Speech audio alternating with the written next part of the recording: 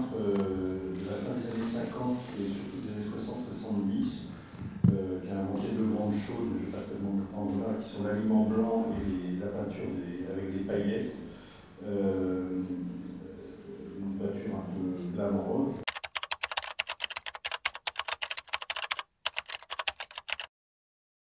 C'est un roman sur une amitié entre deux hommes, en fait, qui sont donc Robert Malaval et le narrateur qui s'appelle Mao Mao dans le livre. Donc, et c'est une rencontre en fait un peu foudroyante entre ces deux personnages qui sont deux personnes perdues l'un et l'autre et qui se retrouvent, qui s'épaulent l'un l'autre alors il y en a un qui est un peu au bout de sa vie, qui se suicidera, il finira par se suicider en 1980, l'été 1980, et le jeune Mao Mao qui lui démarre dans la vie et il fait plein de petits boulots, il devient assistant d'un certain nombre d'artistes dans une galerie des Halles, et donc c'est surtout après il devient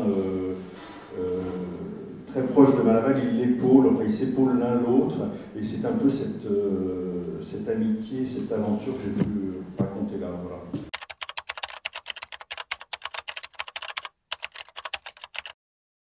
On va suivre Mao Mao et Malaval de 76 à 80. Et ce qui est assez beau, c'est finalement les trajectoires croisées, c'est-à-dire que Malaval a connu un grand succès dans les années 60 et jusqu'au début des années 70. Et là, c'est un moment très dur de retournement pour lui, puisque les galeristes veulent plus de lui, etc.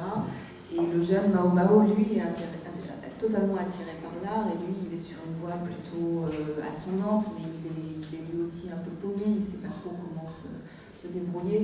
Et de fil en aiguille, donc Mao Mao va essayer d'aider à placer des tableaux chez des galeristes par Malaval. Bon, donc Mao Mao essaye de placer Malaval, et puis il est lui-même embringué dans des histoires assez folles. Il rencontre une sorte de faussaire en art qui s'appelle Brice, et dont il va devenir l'assistant.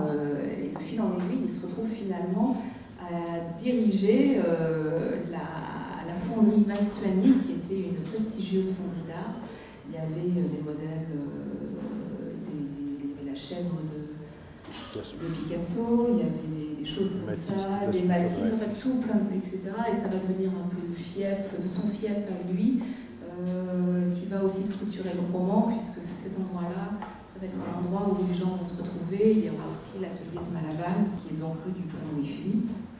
Et voilà, et donc on gravite dans cet univers-là. Il y a des personnages assez en couleur, on voit des gens et des affaires, des histoires qui sont aussi très humoristiques.